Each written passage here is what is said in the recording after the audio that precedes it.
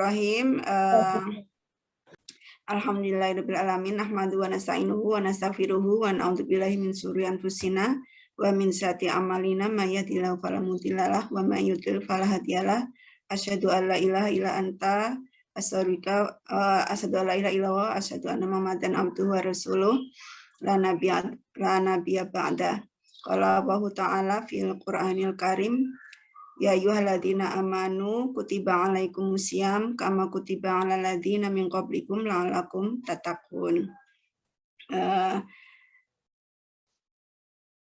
Amma ba'du, ibu-ibu semua, saya diberi topik ini ya, puasa dan kesalehan sosial. Judulnya sih puasa meningkatkan kesalehan sosial ya temanya, tapi saya singkat. Kemudian ada beberapa kisi-kisi yang diberikan oleh Bu Titi kepada saya akan mencoba untuk memenuhi kisi-kisi yang diminta, meskipun tidak secara persis ya. Terus kemudian tadi Bu Titi sempat menyampaikan saya ketua PPNA 2010-2015. Kalau di NA 4 tahun ya Bu ya, satu periodenya, jadi enggak 2010, tapi saya 2008-2012, tapi di PPNA sampai dari 2008 sampai 2020. Nah, saya kebetulan mengajar di Fakultas Dakwah, jadi di UIN itu dipisah antara Fakultas Sosial gitu ya dengan Fakultas Dakwah. Dengan meskipun di Fakultas Dakwah juga ada jurusan sosial. Jurusan saya di ilmu kesejahteraan sosial. Kami mendidik para calon-calon pekerja sosial gitu. Nah, terkait dengan topik ini saya besarkan ya. Jadi ada tentang filantropi, terus kemudian ada zakat, infak sodako juga ya yang diminta. Kemudian ada kepedulian sama. Waalaikumsalam warahmatullahi wabarakatuh. Mungkin nanti ini sampai saya punya waktu sampai berapa menit untuk menyampaikan? Kan meturo. Mbak Titi. 20 menit, 20 menit. 20 menit ya. Oke, 20 menit nanti tanya jawab ya. Ya, kalau boleh saya mohon untuk ibu-ibu yang lain yang hadir, yang kebetulan tidak ini ya, sedang mendapat jatah untuk bicara, mungkin mic-nya bisa di mute gitu ya, biar tidak mengganggu yang lain ketika menerima penjelasan dari saya. Baik, jadi saya memulainya dengan puasa dalam Quran. Ya, salah satu ayatnya tadi yang sudah saya sampaikan, ibu-ibu pasti sudah hafal ya. Nah, puasa itu tidak hanya Ramadan ya, di dalam Al-Quran yang disebut gitu. Jadi kalau kita cari gitu di dalam Al-Quran, ada beberapa ayat yang membicarakan tentang puasa.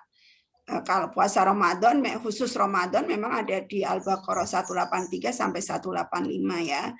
183 itu kewajiban berpuasa seperti umat sebelumnya. Jadi umat Islam bukan satu-satunya yang mewajibkan puasa.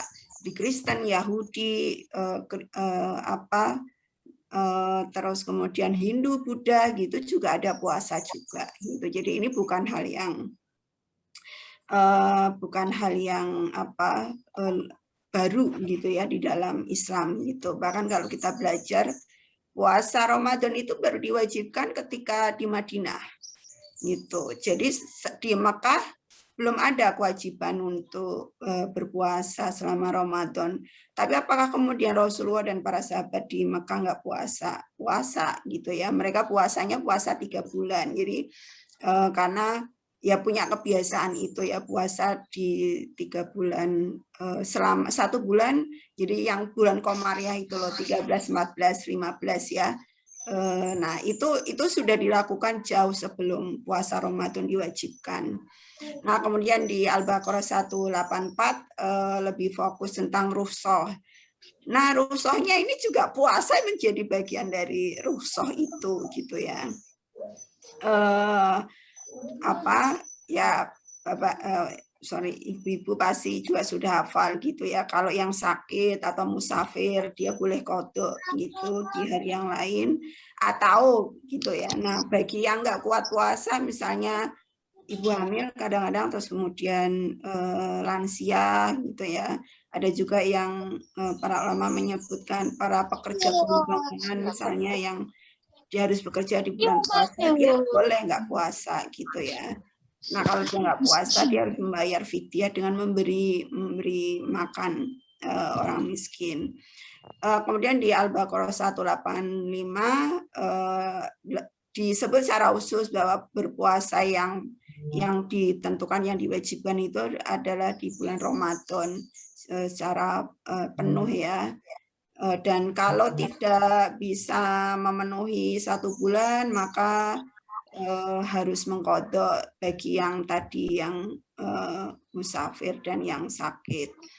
Nah, di ayat yang lain ada ya, di surat Maryam 26 itu. Jadi ini ayat ini sebenarnya bagian dari ya dia nggak bisa diputus dari ayat yang lain. Jadi Maryam ketika melahirkan Isa gitu kan, dia tidak dia kemudian pergi dari desanya gitu, pergi dari rumah gitu. Jadi karena khawatir dicela oleh masyarakat gitu.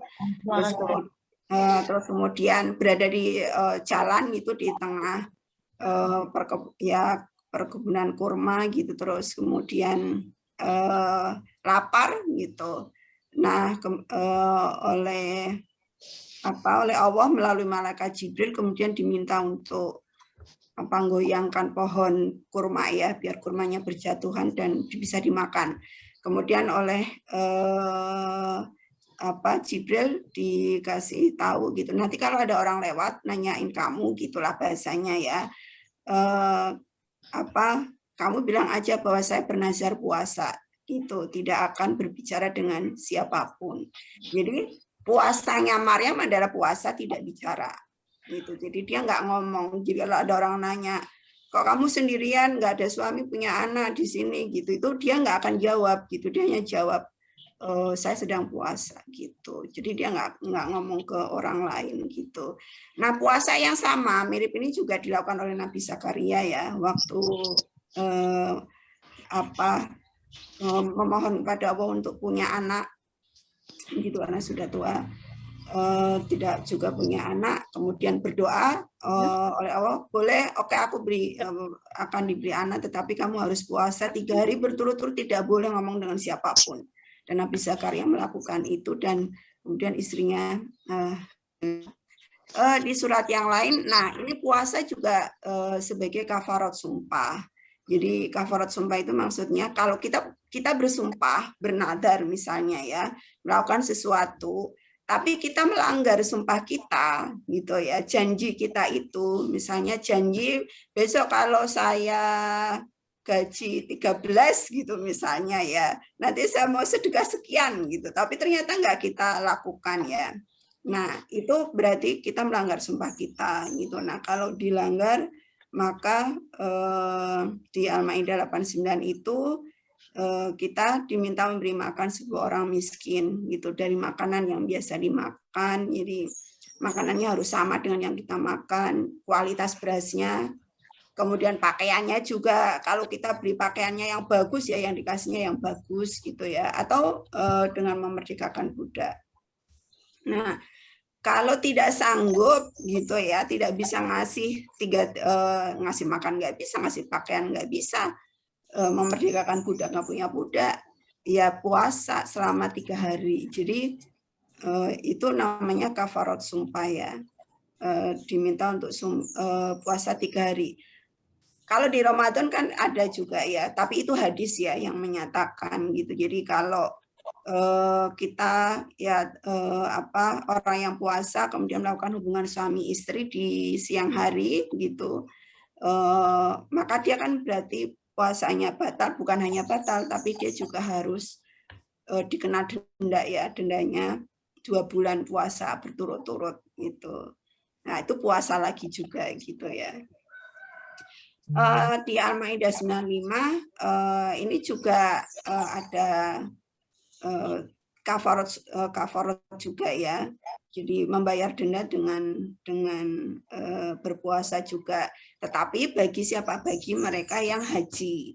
Jadi kalau misalnya sedang haji sudah pakai pakaian ihram, kemudian kok membunuh binatang atau berburu di sana gitu ya. Maka orang yang haji itu dia harus tadi mengganti hewan yang sudah dia bunuh gitu ya, harganya sama, terus kemudian atau membayar kafarat dengan memberi makan orang miskin atau berpuasa lagi gitu dengan makanan yang dikeluarkannya. Nah, jadi kalau kita lihat teks-teks ayat Quran tadi itu ya, entah itu yang puasa Ramadan atau kafarat sumpah gitu, semuanya tujuannya sebenarnya di takwa itu gitu. Nah, takwa di Al-Qur'an itu ada banyak sekali ya. Ini hanya beberapa aja yang saya sampaikan. Ada Al-Baqarah 2 sampai 5, Al-Baqarah 177, terus kemudian Ali Imran 15 sampai 17 dan Ali Imran 133 135. Ali Imran 133 sampai 135 ini yang biasa disampaikan para dai kalau Idul Fitri ya. Nah, dari ayat-ayat tadi tentang takwa itu, apa sih karakteristik takwa? Nah, ini nih baru kita mulai masuk ke yang sosial ya, kesalahan sosial. Jadi ternyata dari kumpulan ayat-ayat tersebut itu, kata karakteristik takwa itu ada yang sifatnya individual, ada yang sifatnya itu sosial. Gitu. Jadi beriman, terus kemudian mendirikan sholat, itu kan untuk kita diri pribadi ya, gitu. Terus kemudian memohon ampunan Allah juga untuk kita sendiri, gitu ya. Menahan amarah itu juga dilakukan oleh kita sendiri, gitu ya. Nah, yang sosial itu kita lakukan untuk orang lain dan itu ada hubungannya dengan orang lain, memberikan manfaat kepada orang lain. Apa karakteristik takwa di sana? Ada mengeluarkan sebagian harta. Nah, itu bisa infak, sedekah, zakat, wakaf dan sebagainya ya. Terus kemudian ada menepati janji. Nah, janji kan ada hubungannya dengan orang lain ya. Kalau di fikih itu ada ya ada janji kepada Allah dan ada janji kepada manusia gitu ya, atau kewajiban kepada Allah dan kewajiban kepada manusia. Nah, kalau di dalam Islam gitu ya, janji kepada manusia itu jauh lebih berat gitu ya daripada janji kepada Allah. Kalau janji kepada Allah kita taubat gampang, tapi kalau janji kepada manusia nggak cukup kan gitu. Harus harus melakukan hal-hal yang lebih gitu ya. Nah, kemudian ada sabar. Sabar ini kalau menurut pengertian ulama bukan sabar yang pasrah ya. Jadi sabar itu justru sabar yang aktif. Maksudnya gimana? Kalau sabar, kalau kita disuruh bersabar itu bukan hanya ya udahlah terima apa aja, terima aja terus kemudian tidak melakukan apapun gitu. Nah, sabar yang dimaksud di dalam takwa itu adalah sabar tapi kita melakukan tindakan-tindakan yang tadi mencegah kita untuk melakukan hal yang tidak baik gitu. Jadi sabar yang aktif maknanya. Jadi misalnya dicontohkan gitu di salah satu penjelasan itu yang namanya sabar itu misalnya dalam ibadah gitu ya, gitu. Yang namanya sabar itu bukan kemudian nggak melakukan ibadah sama sekali, tapi berusaha bangun, sholat tahajud, jadi itu udah sabar gitu. Datang ke masjid gitu. Nah, datang ke masjid itu sabar gitu ya. Padahal kan dia melakukan sesuatu. Nah, itu sabar yang aktif. Kemudian yang terakhir adalah pemaaf. Nah, ini pemaaf kan ada hubungannya dengan orang lain, kesalahan orang lain kepada kita. Jadi karena gitu ya, karena sifat atau karakter takwa yang semacam ini, sebenarnya dalam semua ibadah apapun itu pasti ada nilai individual dan nilai sosialnya. Sholat itu juga pasti ada nilai individu dan nilai aspek sosialnya itu ya. Hampir di semua ibadah-ibadah yang diwajibkan oleh Islam ada dua aspek itu, aspek individu dan aspek sosial. Nah, aspek sosial itulah yang kemudian kita akan rujuk sebagai kesalahan sosial. Beberapa ulama, tokoh gitu menyebutnya sebagai kesalahan sosial. Ada yang menyebut ya kesalahan sosial itu itsar gitu ya. Ini konsep amal soleh gitu ya, prinsip dalam amal soleh yang mendahulukan orang lain artinya, dan ini tingkatan tertinggi gitu ya, lebih tinggi daripada ikhlas gitu kalau di dalam tingkatan prinsip amal soleh. Kemudian ada juga yang mengatakan kesalahan sosial itu adalah perilaku orang yang sangat peduli dengan nilai-nilai sosial yang bersifat sosial, ditandai, nah tandanya apa? Seberapa besar seseorang memiliki kepekaan sosial dan berbuat kebajikan untuk orang di sekitarnya gitu. Jadi dia punya kepekaan itu enggak gitu. Kalau kepekaan saja enggak cukup, tapi dia harus berbuat kebajikan itu. Kebaikan yang lain, kebaikan atau keharmonisan dalam hidup bersama, berkelompok dalam lingkup kecil antara keluarga, RT sampai negara gitu ya. Nah, itu kalau kita melakukan yang tadi yang ke orang lain, nah itu yang dimaksud kesalahan sosial ya. Nah, apa hubungannya kesalahan sosial dengan filantropi tadi ya? Jadi tadi kan di tanda takwa adalah ada mengeluarkan sebagian zakat, gitu ya, mengeluarkan sebagian zakat atau harta ya, bisa zakat, bisa infak, bisa sodako, bisa wakaf dan sebagainya. Nah, dalam dunia ya apa ya, dunia modern gitulah ya, itu bahasa Inggrisnya sama dengan filantropi. Kalau kita sih amal soleh gitu ya. Nah, ada itu disebut dengan filantropi. Apa filantropi? Yaitu tadi tindakan kedermawanan yang dilandasi oleh nilai-nilai agama. Nah, atau ya amal soleh itu memberikan sesuatu kepada orang lain gitu ya, itu filantropi. Ada dua kategori filantropi gitu ya. Ada yang sifatnya charity. Charity itu yang ngasih saja gitu ya, sedekah gitu. Memberikan gitu ya. Nah, di charity ini ada karakter khusus ya, bersifat darurat dan sementara. Jadi yang kalau namanya charity tadi ya hanya sesaat saja. Misalnya kita ngasih zakat fitrah gitu ya, zakat fitrah 2,5 kilogram kepada satu orang. 2,5 kilogram itu bertahan berapa lama? Paling kan 2 hari gitu kan misalnya. Nah, itu kan berarti hanya darurat aja, sementara gitu ya. Tidak berjangka panjang. Habis dikonsumsi. Jadi ya habis gitu, berasnya kalau sudah di mana habis gitu, terus kemudian ngasih uang gitu, uangnya buat beli apa itu habis. Artinya individual, artinya kita ngasihnya individu gitu ya, dan kita juga secara individu, terus kemudian ke orang juga sendiri-sendiri, nggak mungkin satu kampung semuanya kita berikan gitu ya misalnya. Nah, ini yang banyak terjadi ya, banyak terjadi di kita gitu. Zakat infak sisnya itu masih sifatnya charity. Nah, ada lagi filantropi itu yang di zaman sekarang ya, di dunia modern itu yang disebut dengan berorientasi filantropi yang berorientasi keadilan sosial. Apa maksudnya?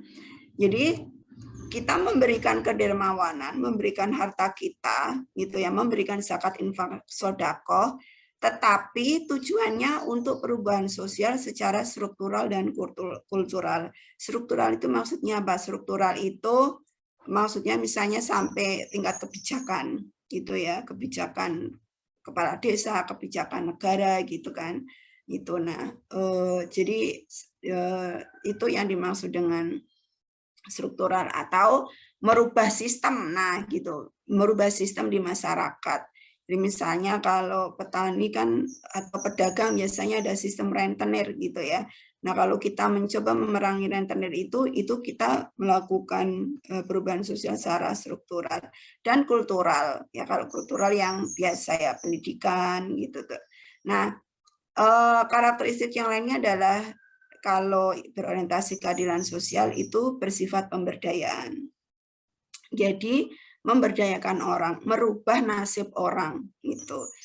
Tadinya dari dia miskin ya kalau dikasih siswaf gitu dia nggak jadi miskin ya. Kalau dompet duafa itu mengatakan merubah mustadafin menjadi muzaki. Dari dia menerima zakat menjadi orang yang bisa memberikan zakat. Dan umumnya dilakukan kolektif gitu ya. Artinya zakat kita, sedekah kita dikumpulkan agar manfaatnya menjadi lebih besar. Itu. Dan bisa juga kadang-kadang diberikan secara kolektif, bisa juga individual ya. Nah, kalau filantropi Islam gimana? Ini menurut saya perlu renungan bersama ya. Saya juga sebenarnya kadang-kadang mikir gitu ya. Sudah ngasih zakat berapa lama ya? Kayaknya apa kan sejak kapan? Sejak kita dewasa gitu ya. Zakat malah sejak bekerja misalnya. Saya bekerja mulai tahun 2006. 2006 sekarang berarti 2020 ya, sudah 14 tahun. Saya ngasih zakat, mengeluarkan zakat setiap tahun gitu. Itu tuh apakah sudah mengentaskan kemiskinan atau belum sih? Berapa banyak orang miskin yang saya kasih zakat, terus kemudian dia yang biasanya saya kasih zakat, kemudian dia sudah nggak miskin sekarang. Saya itu belum ada gitu ya. Terus kemudian orang yang kita kasih itu, dia itu menjadi mandiri atau menjadi tergantung sih? Nah, itu pertanyaan dasar ya. Nah, ibu-ibu juga saya kira perlu menanyakan itu ya.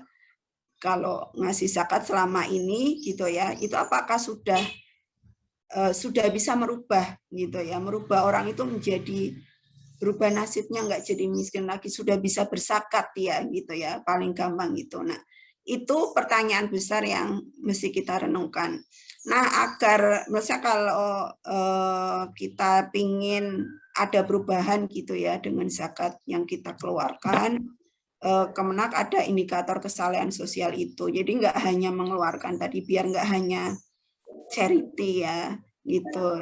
Di situ ada solidaritas sosial, jadi makanya kolektif, nggak sendiri-sendiri, ada kepekaan itu. Kemudian ada toleransi juga, ya toleransi kepada masyarakat sekitar. Kemudian ada kerjasama gitu ya, ta'awun antara satu dengan yang lainnya. Kemudian tengah-tengah itidal itu adil ya, maksudnya tengah-tengah itu ya adil. Adilnya gimana? Adil antara kapan yang harus tadi ya, yang berkeadilan sosial dan kapan yang darurat tadi itu, yang sumbangan gitu ya, sumbangan yang biasa itu. Terus kemudian stabilitas. Nah itu apa maksudnya stabilitas? Stabilitas itu terus menerus gitu ya, dilakukan terus menerus dan berkelanjutan itu. Nah, ini kalau mau kita rangkum gitu ya dari penjelasan yang awal gitu, Kak, kalau kita mau mendapatkan Ramadan yang berkah gitu ya, maka ada 5 unsur gitu ya. Ini menurut saya ya, agar kita itu mencapai takwa gitu ya. Oke, ibadah mahdoh karena itu kewajibannya kita lakukan ya dengan puasa gitu. Puasa yang tidak hanya menahan makan, menahan lapar dan haus ya. Kemudian mengeluarkan zakat, infak, sodako atau wakaf gitu. Tetapi ketiganya ini atau terutama siswahnya itu kita lakukan secara berjamaah. gitu. Dan orientasinya pemberdayaan, bukan hanya orientasi yang penting aku udah ngasih ngeluarin zakat dah gitu ya. Ya kalau itu kan menggugurkan kewajiban aja, boleh nggak? Ya boleh sih, tapi tadi manfaat keberlanjutannya kan masih perlu ditanyakan. Nah, kalau kita sudah melakukan itu, kita akan mencapai derajat yang takwa itu. Kenapa? Karena ini di Al-A'raf 96 gitu ya. Saya akan menutup dengan ayat ini disampaikan oleh Allah. Walau anna ahlal qura amanu wattaqu la fatahna alaihim barokatim minas sama'i wal ard walakin kadzabu fa akhadnahum bima kanu yaksibun. Jika sekiranya penduduk negeri beriman dan bertakwa, nah ingat bertakwanya tadi kan tidak hanya individu ya, tapi juga ada aspek-aspek sosial itu, pastilah kami akan melimpahkan kepada mereka berkah dari langit dan bumi. Ya berkah itu apa ya tadi kesalahan sosial tadi itu masyarakat menjadi lebih sejahtera karena zakat, infak dan sodakohnya itu tidak hanya bersifat individual tadi ya, tapi juga bisa merubah. Nah, bisa merubah secara struktur maupun kultur gitu. Disitulah baru ada berkah dari langit itu gitu. Atau dalam bahasa yang lain baldatun thayyibatun warabun ghafur itu ya. Itu akan tercipta dari situ. Ya kalau masih sendiri-sendiri kayak gitu ngasih udah yang penting ngasih, apalagi kalau puasa gitu kadang kita lihat di TV ya ada orang bagi saya paling nggak suka gitu ada orang ya karena punya merasa mampu terus dia bagi girik gitu kan ke orang-orang miskin terus suruh baris di rumahnya padahal dikasihnya hanya 20.000 tapi ngasih ada banyak 50 orang gitu itu kan itu ma'ruf nggak tuh gitu saling injak-injak kan ada yang desek-desekan kayak gitu itu kan malah nggak kebaikan ya menurut saya itu bukan nggak berkah gitu kalau mau berkah pakai cara yang lebih itsar gitu ya tadi gitu untuk menunjukkan kesalehan itu tadi. Baik, itu saja yang bisa sementara saya sampaikan untuk membuka diskusi kita. Selanjutnya saya serahkan kembali ke Mbak Titi. Baik, terima kasih Mbak Abida. Banyak hal yang telah disampaikan oleh Mbak Abida, tapi kita perlu garis bawahi ujung-ujungnya adalah takwa. Takwa inilah yang menjadi titik simpul dari apa yang banyak sekali disampaikan oleh Mbak Abida, mulai dari hubungan individu atau habluminallah itu ya, lebih banyak ke habluminallahnya, dan hubungan sosial lebih banyak ke habluminannasnya. Jadi banyak hal, ada kalau yang individu ada yang beriman, ada mendirikan sholat, ada mohon ampun, ada menahan amarah itu ya. Nah itu tadi. Baiklah ibu-ibu, untuk sesi tanya jawab langsung saja Mbak Abida karena kita hanya punya waktu 1 jam, kalaupun lebih ya sedikit gitu ya. Tetapi sebelum sesi tanya jawab silakan. Oh ini ada Bu Nur Laila. Bu Nur Laila sudah raise hand. Silahkan Bu Nur Laila, langsung tangkap langsung ya. Bu Nur Laila sudah raise hand. Silahkan Bu Laila. Terima kasih. Assalamualaikum warahmatullahi wabarakatuh. Waalaikumsalam warahmatullahi wabarakatuh. Saya tertarik dengan penjelasan tentang apa tadi itu ya, pembagian yang 2. Ada yang bentuknya charity, ada lagi itu nggih. Nah, akhir-akhir ini yang sedang menjadi tren itu kan ada program cantelan, kemudian ada program Jumat Berkah. Itu kalau menurut penjenengan bagaimana menanggapi tentang program ini? Terima kasih. Ya. Langsung. Oke, langsung aja. Langsung aja. Baik, ya cantelan Jumat Berkah gitu, ya itu bagian dari ya baik ya gitu. Tapi menurut saya itu yang tadi Bu masih yang charity ya. Apakah kemudian nggak boleh? Boleh masih selama gitu ya, selama itu memang sifatnya darurat. Ya, centelan itu kan dulu karena memang kita kena pandemi ya, semua lockdown gitu kan, pasar nggak boleh buka, kemudian mall juga nggak boleh buka, orang nggak keluar masuk harus ketat gitu, maka ya centelan itu dibutuhkan gitu ya, program centelan itu dibutuhkan gitu. Tapi kalau misalnya sekarang gitu ya, apakah masih dibutuhkan centelan gitu kan? Sekarang pasar sudah buka, terus kemudian toko-toko juga sudah buka. Orang mungkin tidak terlalu membutuhkan centelan gitu ya. Dia lebih butuh modal misalnya gitu. Nah, itu tadi yang dimaksud yang lebih jangka panjang tadi itu gitu, yang ke pemberdayaan tadi. Jadi Jumat Berkah juga hampir sama ya, Jumat Berkah itu juga hampir sama. Ya di situasi-situasi darurat dia harus ada tetap begitu. Tetapi jangan hanya terpaku di situ gitu ya. Kalau bisa gitu, kita harus lebih jauh gitu ya gitu. Bukannya nggak boleh gitu ya. Mau sedekah bentuk yang seperti itu boleh, tetap bukannya dilarang. Tapi tadi kan ada prinsip yang iktidal tadi itu ya, yang di kesalehan sosial. Kalau kita ingin menciptakan kesalehan sosial gitu, itu nggak cukup hanya dengan yang charity gitu, tapi kita juga harus melakukan yang tadi yang bisa berjangka panjang, perubahan gitu. Itu kenapa kemudian Muhammadiyah ada lasismu ya. Sebenarnya orientasi lasismu kan harusnya di situ karena kolektif. Kalau kolektif itu uangnya gede gitu ya. Kalau uangnya gede, yang dibutuhkan misalnya modal kayak tadi itu juga bisa lebih memberdayakan kan ya gitu, daripada terus-menerus begitu gitu. Jadi ada hal-hal tertentu yang memang masih butuh charity gitu, tapi ada juga yang harus ditambah dengan yang lain. Misalnya selama saya mempelajari, ya kebetulan saya di ilmu kesejahteraan sosial, fokusnya kan tentang kemiskinan gitu ya, dan masalah-masalah sosial yang lain. Charity itu selalu dibutuhkan gitu ya.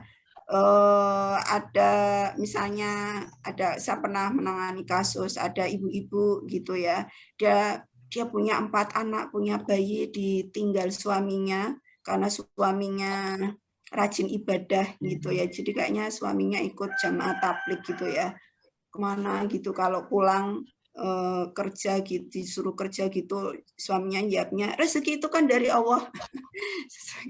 Rezeki itu kan dari Allah, tidak datang sendiri gitu. Akhirnya kemudian dia terusir dari kosnya karena nggak bisa bayar gitu ya.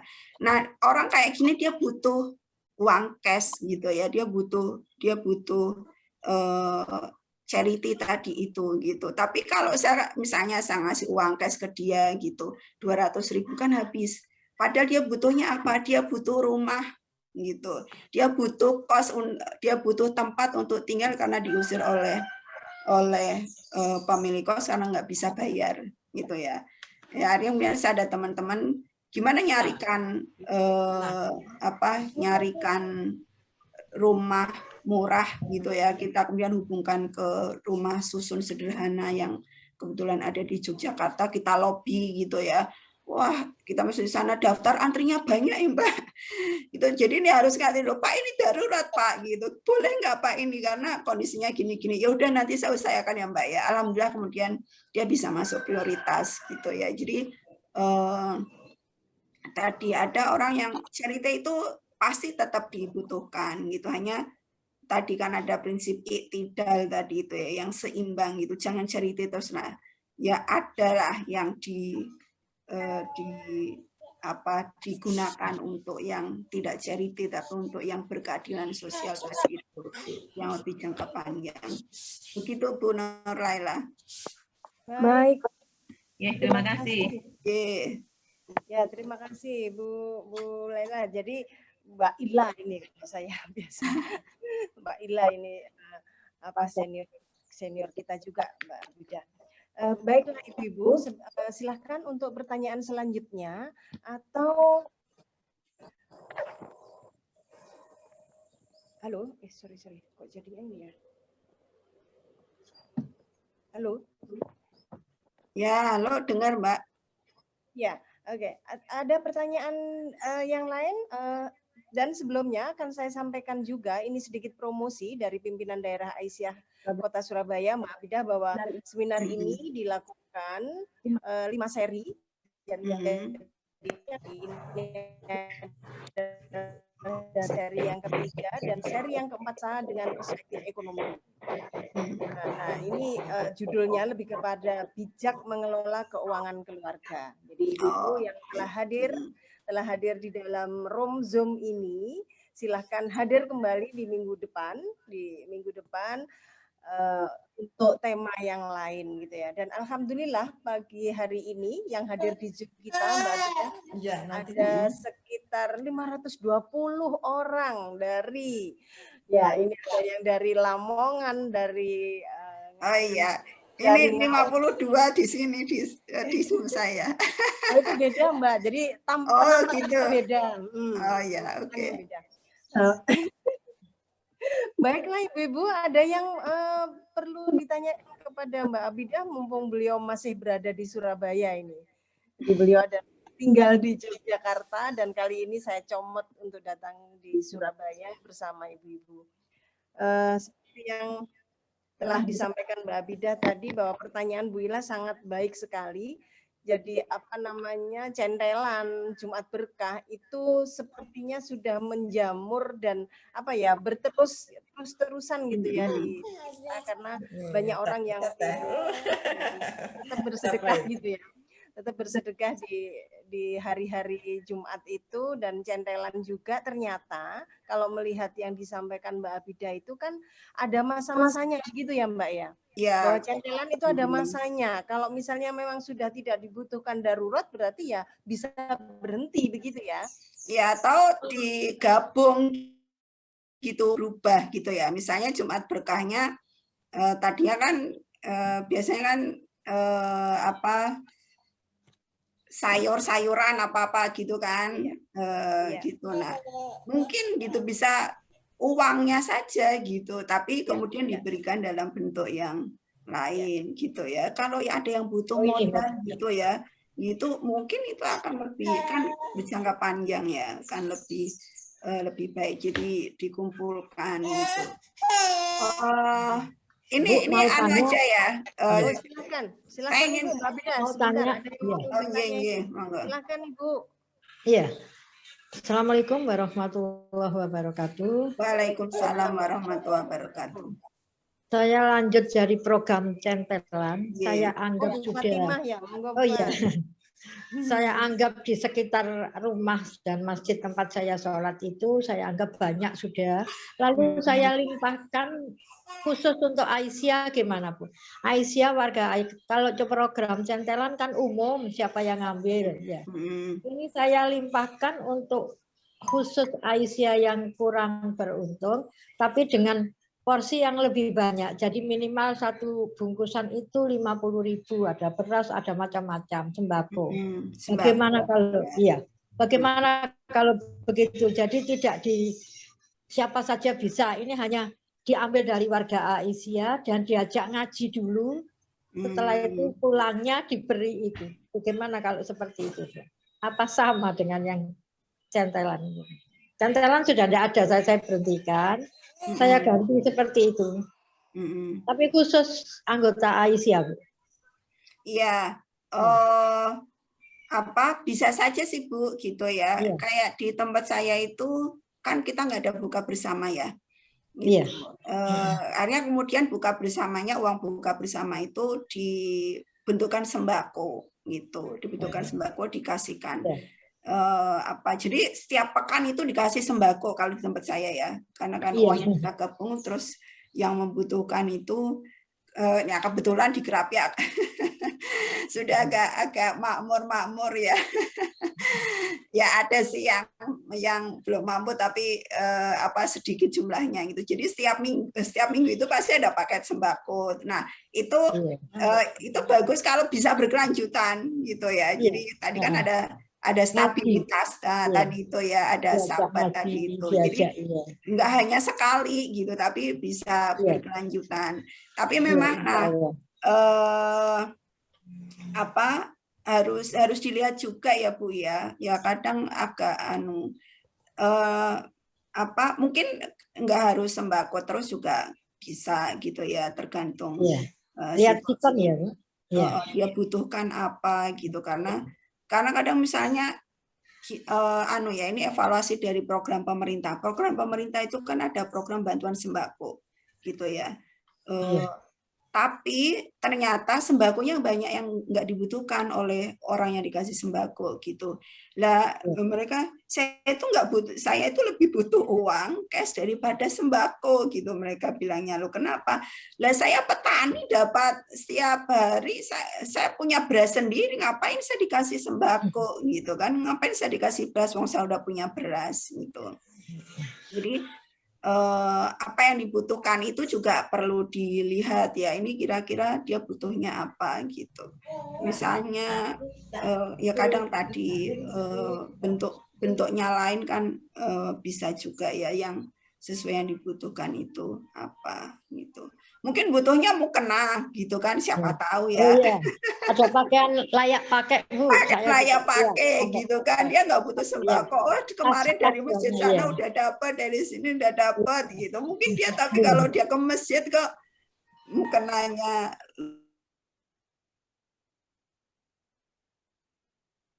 gitu. Jadi mukena ya. Gitu. Iya. Terima kasih. Ya, baik. Terima kasih Bu Fat. Ini yang dari jauh, dari Ngawi, dari Lamongan, barangkali ada yang masih ganjal di hati dan ditanyakan Ibu, silahkan. Atau dari ibu-ibu yang di Surabaya yang sangat aktif dan masih aktif. Halo Bu Titi. Ya, saya Bu Titi. Bu Titi. Silakan, oh, ada Bu. dua nih. Silakan Bu. Dengan Bu siapa ini? Saya Bu Alifa, Bu Titi. Oke, baik. Bu Alifa. Terima kasih Bu Abida menanggapi apa yang Mbak Abida tadi saya sampaikan terkait dengan penyaluran baik itu zakat mal ataupun sedekah di bulan Ramadan. Lebih-lebih kan ada ini ya, ada iftar ya, memberikan buka untuk orang yang berpuasa, itu kan pahalanya seperti melaksanakan ibadah puasa, begitu ya Mbak Abida ya. Nah, sekarang kalau kita untuk mengubah mindset seperti itu, memang kalau ditinjau seperti Jumat berkah itu ya, sekarang kan di masjid itu sudah menjamur, banyak masjid memberikan nasi bungkus dan lain sebagainya, begitu ya Mbak Abida. Sekarang kalau misalkan pandangan seperti itu, kalau kita hitung, kadang-kadang sampai berlimpah, satu orang tuh bisa dapat 2 atau 3 bungkus nasi gitu ya. Padahal nanti di rumah sendiri juga mungkin mereka sudah menyiapkan makan siang dan lain sebagainya. Sehingga kadang-kadang barang atau nasi yang dibawa dari masjid itu sampai terbuka dan lain sebagainya. Nah ini untuk akan persepsi, dan itu kan bisa dirubah ya. Seperti ada program iftar memberikan buka. Itu kalau misalkan kemudian uang gitu ya. Kalau kita jadikan nasi bungkus bisa kita taruh di masjid, misalkan masing-masing masjid itu 20 begitu. Kan itu sudah banyak bungkus ya Bu ya. Kemudian misalkan kita utuhkan, kemudian kita berikan kepada satu orang, dia itu dalam tahun ini paling tidak dengan uang 500 itu dia bisa muka misalkan jual gorengan, sehingga mungkin dengan modal 500 itu yang diberikan kepada satu orang itu nanti pada tahun depan insya Allah mungkin dia bisa mengatasi dirinya sendiri, tidak sampai menjadi orang yang berhak dikasih gitu loh. Nah itu kan lebih baik ditinjau dari pandangan sosial gitu ya Mbak Abida. Kemudian zakat mal juga demikian. Misalkan tadi dicontohkan ada orang membagi dengan berbaris masing-masing dapat 20.000 orang.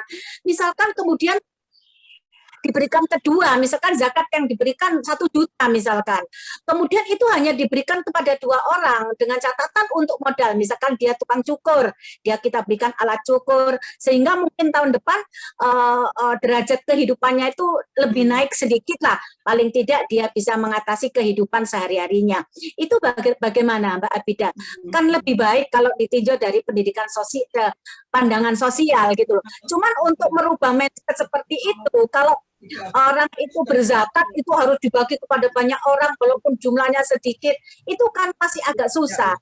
Mungkin ya dengan dibentuknya lazisme dan lain sebagainya itu adalah salah satu faktor untuk mengatasi masalah tersebut. Tetapi kadang-kadang masyarakat itu kalau nggak diberikan langsung kepada yang kita beri walaupun berapa jumlahnya, itu merasa ibadahnya itu belum diterima oleh Allah. Lah ini untuk mau merubah mindset seperti itu bagaimana Mbak Abida? Begitu barangkali yang bisa saya sampaikan. Terima kasih. Ya. Oke. Ini langsung dijawab Pak. Tadi ada satu lagi Mbak Titi. Ibu pernah. Iya, Bu Titi lagi ya. Satu lagi.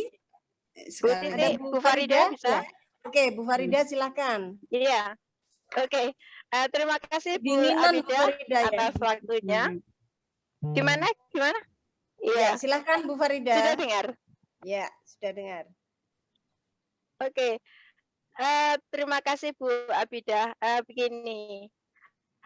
Ketika kita di bulan Ramadan itu kan menu hidangan dan lain-lain itu biasanya terpenuhi. Nah, ketika melihat seseorang dengan menu hidangan yang sederhana, dia semestinya punya, tetapi lebih mementingkan orang lain ketika dia membutuhkan.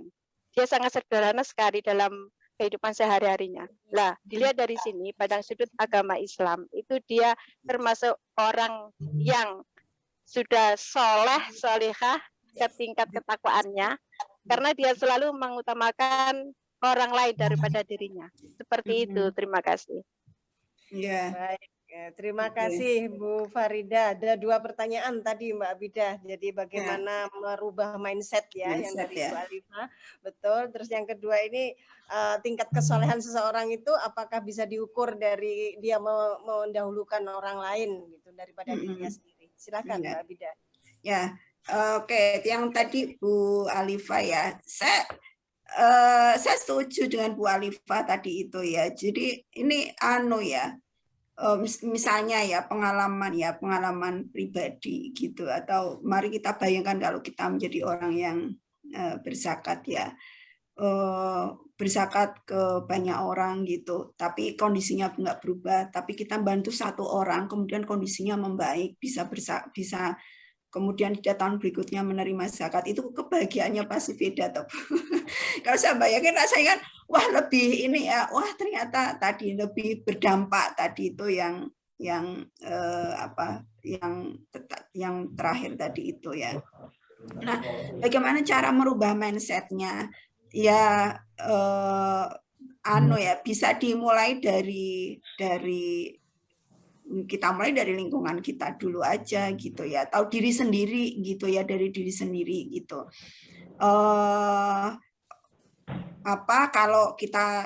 Kalau zakat fitrah kan pasti beras nggak bisa bentuk yang lain kan, karena fikihnya atau perintahnya kan begitu. Kita nggak bisa ngapa-ngapain nih dengan zakat fitrah gitu.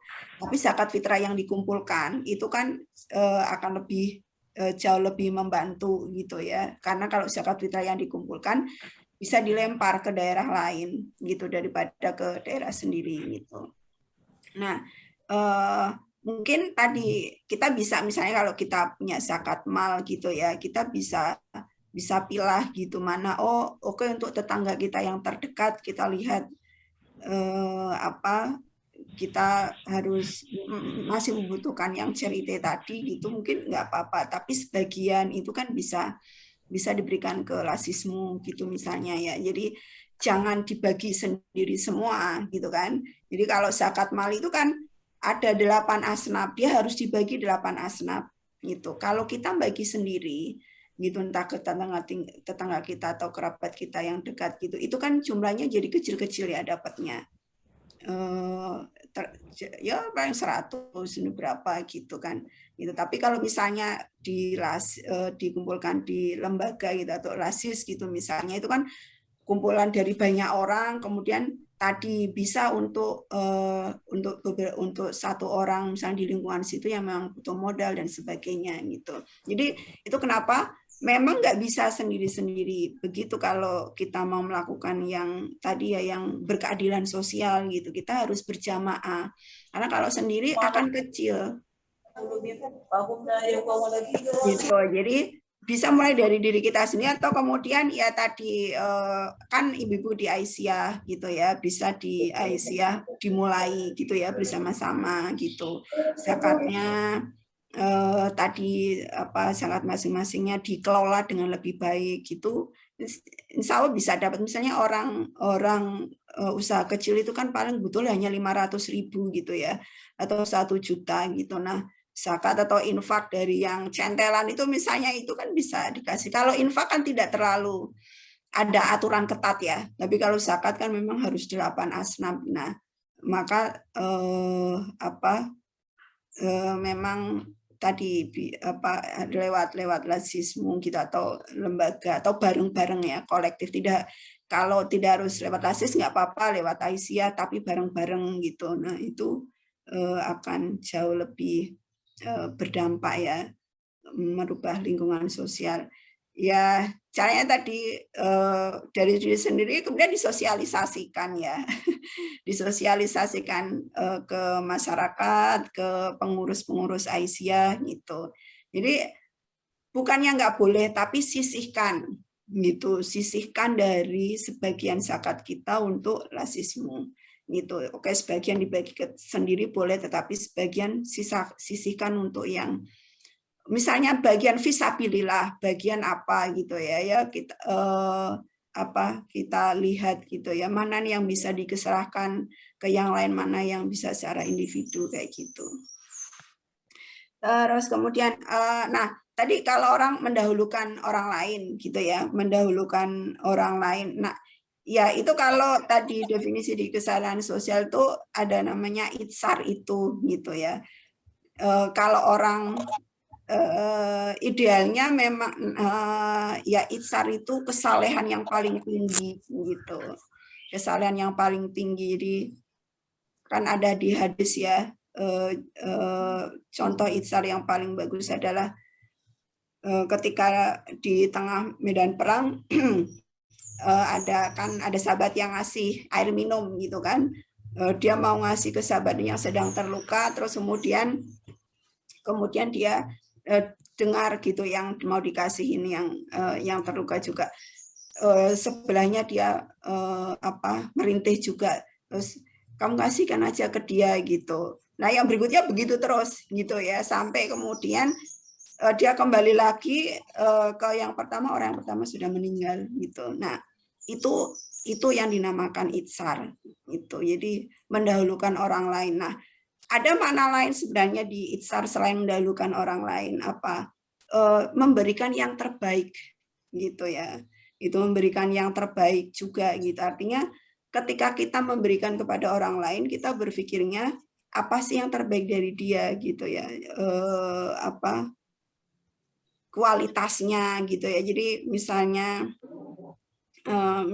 tadi bagi yang bareng-bareng ngantri kayak gitu ya, sampai ada yang terinjak-injak gitu, itu kan bukan, dia nggak mendahulukan orang lain gitu, dia mendahulukan dirinya sendiri, biar saya kelihatan ngasih zakat banyak sekali, ini orang ngantri banyak. Itu kan justru itu yang dianggap riya. Itu mungkin dia nggak bilang riya, tapi kan di mata Allah bisa jadi itu riya gitu ya, memperlihatkan. Itu tidak menghargai martabat orang lain gitu misalnya. Jadi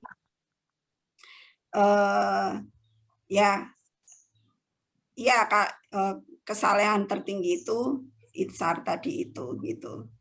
Dan juga ihsan ya, di sana ada ihsan, ada itsar juga. Selama juga kesalahan individunya gitu ya, itu juga diperhatikan juga gitu. Jadi atau hablum minallahnya juga seimbang ya.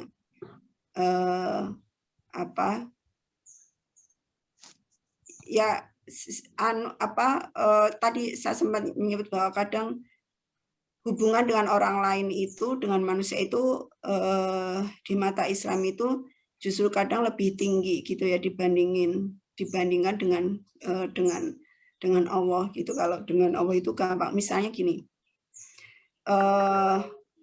jadi ada namanya hak Allah dan hak manusia gitu ya. Kalau di fikih itu hak Allah itu milik Allah gitu, tapi hak manusia adalah milik manusia.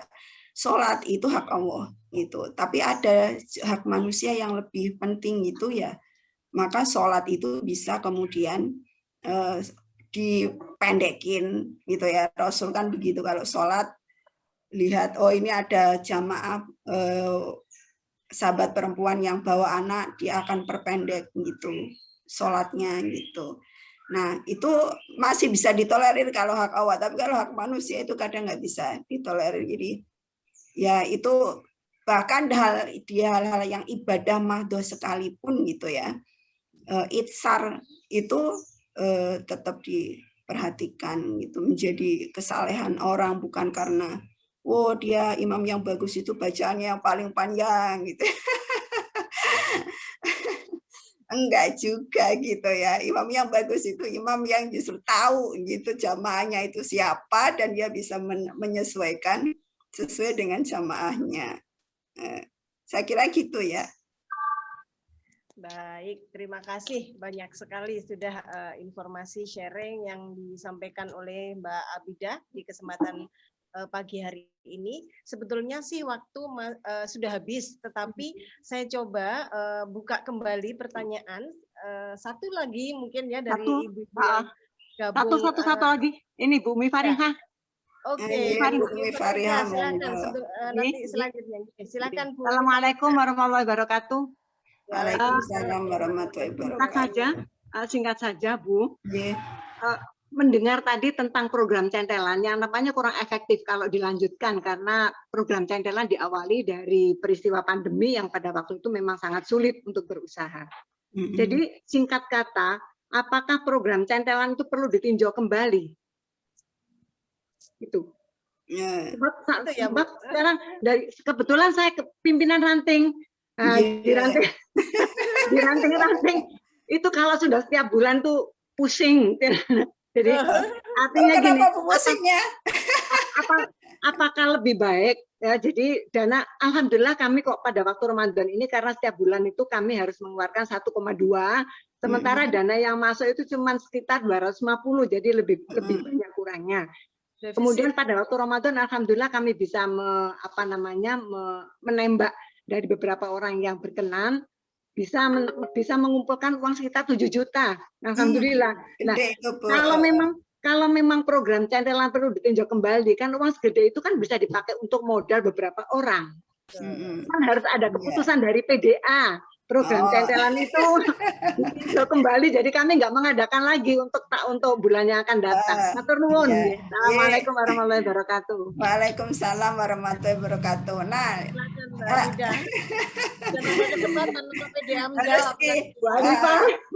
dilihat situasinya Bu, kalau saya gitu ya. Jadi apakah karena kan tadi darurat dan tidaknya di satu daerah itu kan beda-beda nih, gitu, beda-beda.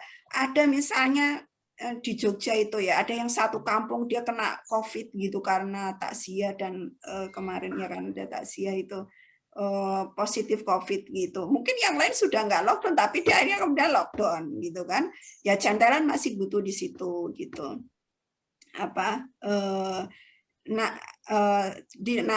Di tempat Bu Umi Farihah situasinya seperti apa Bu gitu? Apakah misalnya dievaluasi, oh bulan kemarin centelan itu banyak sisa nggak sih? Nah gitu.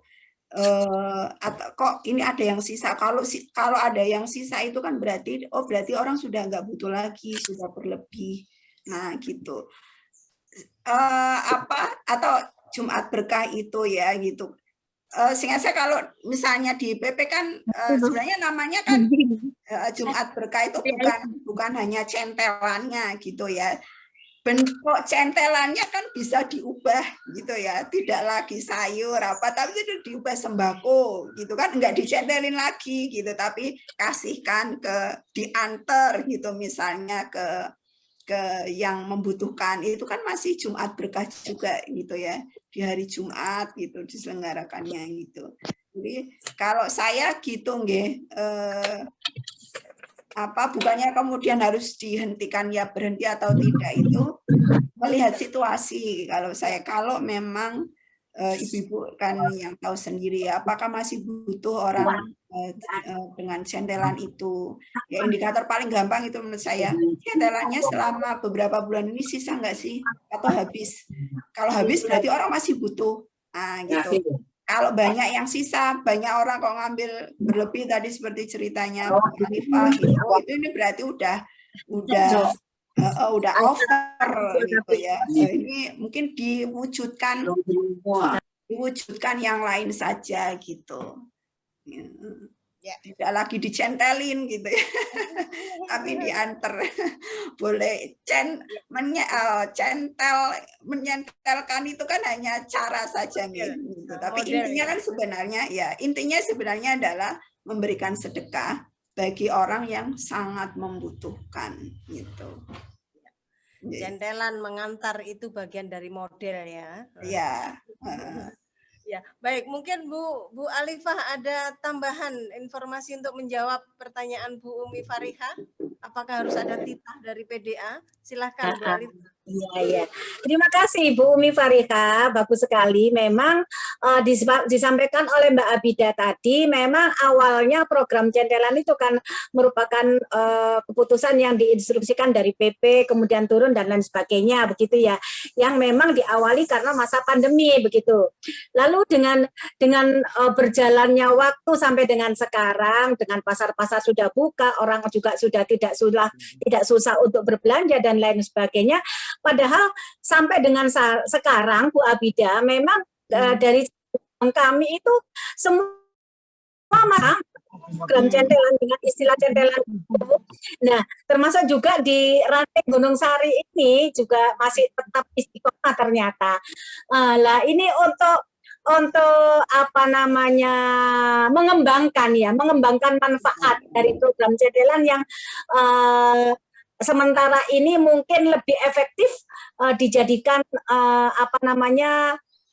sembako menjelang Ramadan atau bagaimana, ataukah lebih tepatnya yaitu tadi mungkin kalau memang setiap cabang dan ranting itu punya dana yang terkumpul setiap bulan atau setiap berapa bulan sekali, itu mungkin sebagai bukannya kami dari pimpinan daerah kemudian langsung membuat keputusan harus dirubah seperti ini, tidak.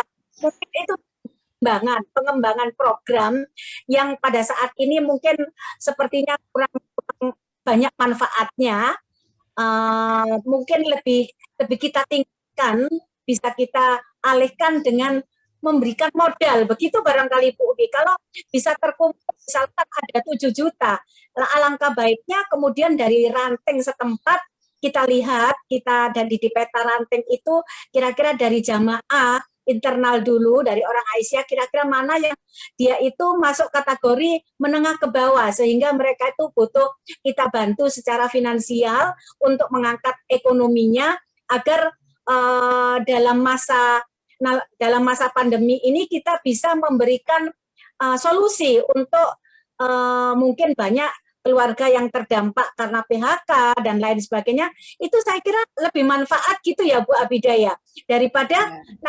kita berikan secara istiqomah. Memang itu program itu juga manfaat sekali juga untuk masyarakat, tetapi kan ada manfaat yang lebih tinggi gitu barangkali. Itu sementara jawaban dari saya untuk mengatasi itu juga, kalau kita kemudian memberikan kebantuan kepada masyarakat yang terdampak pandemi karena PHK dan lain sebagainya, itu kan juga termasuk suatu rencana yang baik untuk memberikan solusi, memberikan jalan keluar pada saat dia terkena dampak itu. Barangkali itu Bu Umi atau Bu Abida bisa membantu kami untuk menjelaskan ini. Bukannya saya kemudian melarang untuk program centelan itu, karena saya selaku pimpinan daerah itu kan melanjutkan program dari atas, begitu barangkali. Baik, Bu Alifa, terima kasih. Terima kasih. Intinya apa namanya itu kalau dari yang disampaikan Mbak Abida adalah dilihat dari kondisinya, dilihat dari kondisi daerahnya. Kalau memang masih membutuhkan, artinya itu bisa dilanjutkan. Tetapi kalau itu tidak dilakukan, apakah itu akan ada sanksinya, Mbak Abida, dari PP? Nah, itu kan kemudian kami selaku pimpinan dan merubah program itu begitu. Tapi kalau ditinjau dari sisi berbeda, tentunya apa yang saya sampaikan itu lebih banyak manfaat begitu. Mungkin nanti di masa pandemi ini orang bisa mengatasi hidupnya tanpa bantuan dari centelan itu begitu, Bu Abida. Kalau di Aisyah itu kan bukan model menghukum ya. Nggak ada sanksi sama sekali. Sanksi. Nggak ada sanksi sama sekali. Terus pimpinan daerah Asia memutuskan menyetop program centelan, bukan. Artinya hanya memberikan pandangan begitu saja. Iya. Alternatif model lain gitu ya. Model lain, ya. Baik. Bagaimana, cukup Bu Umi Farihah ya? Jadi boleh Ibu tidak melanjutkan centelan, dilanjutkan dengan kegiatan lain atau model-model lain untuk membantu sesama manusia, sesama umat yang ada di sekeliling Ibu. Menurut kami kok begitu ya, Bu Alifah dan Mbak Abidah ya. Iya. Jadi silakan Ranting itu mengeksplor model bagaimana kepedulian itu muncul untuk masyarakat kita. Kalau kami kok lebih cenderungnya seperti itu, karena centelan itu bagian dari contoh gitu ya. Mungkin di cabang Ranting ada contoh lain yang bisa itu disampaikan ke pimpinan pusat. Ini loh ada contoh dari Bu Umi Farihah bahwa kepedulian itu adalah satu, misalnya, dapat uang 7 juta nih, akhirnya 7 juta itu dipakai untuk modal usaha si A, si B yang memang mungkin membutuhkan. Jadi mungkin model-model itu ya. Ya, seperti yang saya sampaikan tadi, bahwa 1 kali pertanyaan sudah diakhiri oleh Bu Umi Farihah. Kita sudah korupsi 23 menit.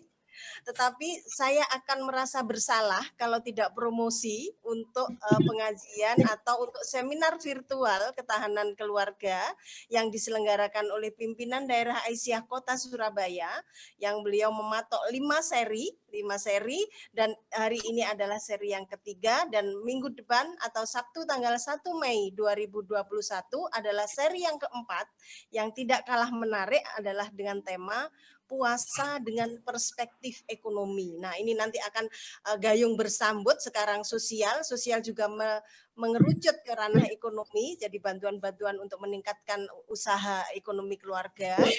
Dan lebih lagi seri tema itu adalah judulnya Bijak Mengelola Keuangan Keluarga. Dan yang menjadi narasumber adalah dari pimpinan wilayah Aisyah Jawa Timur. Siapa beliaunya? Ibu-ibu harus hadir di hari Sabtu tanggal 1 Mei 2021 supaya keingintahuan ibu-ibu bisa terobati di hari Sabtu.